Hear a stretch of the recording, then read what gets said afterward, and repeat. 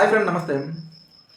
Social media open చేస్తే చాలు, ఒక టీవీ ఓపెన్ చేసినా చాలు, ఒక మొబైల్ ఓపెన్ చేసినా, ఏది ఓపెన్ చేసినా జంతర్ మంతర్ దగ్గర అల్లర్లు, నెక్స్ట్ నిరాహార దీక్షలు, పోలీసులతో విద్యార్థులు కొట్లాటలు, ఇవన్నీ చూస్తుంటే అసలు ఎందుకు ఇంతలా పోరాడుతున్నారు విద్యార్థులు, అసలు ఈ నిరాహార దీక్ష ఎవరు స్టార్ట్ చేశారు అనేది కొంతమంది తెలియకపోవచ్చు, అందరికీ తెలియని లేదు. అయితే ఆ తెలియని వారి గురించి ఈ వీడియో, తెలిసిన వాళ్ళు అయితే ఈ వీడియో స్కిప్ చేసేవచ్చు. ఢిల్లీలో జంతర్ మంతర్ దగ్గర ఫస్ట్ స్టార్ట్ చేసింది మాత్రం సోనం. ఈయన ఒక శాస్త్రవేత్త.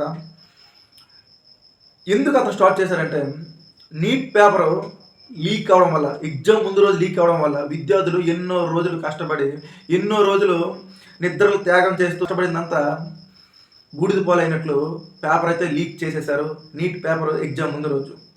అయితే వీటికి బాధ్యత ఎవరు వహించాలంటే, కేంద్ర విద్యాశాఖ మంత్రి ధర్మేంద్ర ప్రధానే దీనికి బాధ్యత వహించాలి. అందుకే తను రాజీనామా చేయాలనుకొని సోనం అయితే ఫస్ట్ నిరాహార దీక్ష అయితే కొనసాగించారు. స్టార్టింగ్లో అయితే ఎవరు పట్టించుకోలేదు, ఇవన్నీ కామనే, 2 రోజులు చూస్తారు, 3 రోజులు చూస్తారు, తర్వాత మన భారతదేశం ఎలాంటిది, ఏదో ఒక విధంగా అయితే దీక్ష విరమించేస్తారు అనుకొని అందరూ అనుకున్నారు.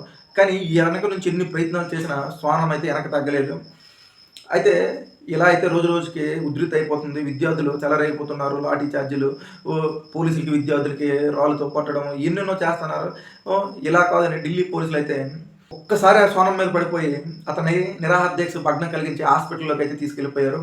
అయినా సరే హాస్పిటల్లో కూడా సోనం అయితే కొనసాగిస్తున్నారు. అయితే ఈ నిరాహార దీక్ష, ఈ ధర్నాలు ఆగకూడదని కాక్రోచ్ పార్టీ వ్యవస్థాపకుడు అయితే దీన్ని అయితే కొనసాగించారు ఢిల్లీలో జంతర్ మంతర్ దగ్గర.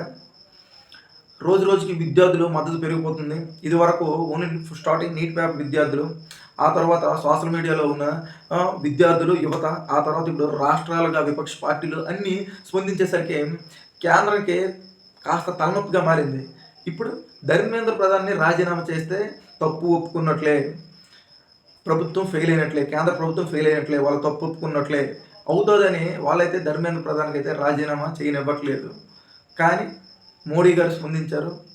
త్వరలో అయితే దీని గురించి అయితే ప్రకటిస్తామన్నారు. ధర్మేంద్ర ప్రధాన్ కూడా కొంత సమయం కావాలన్నారు.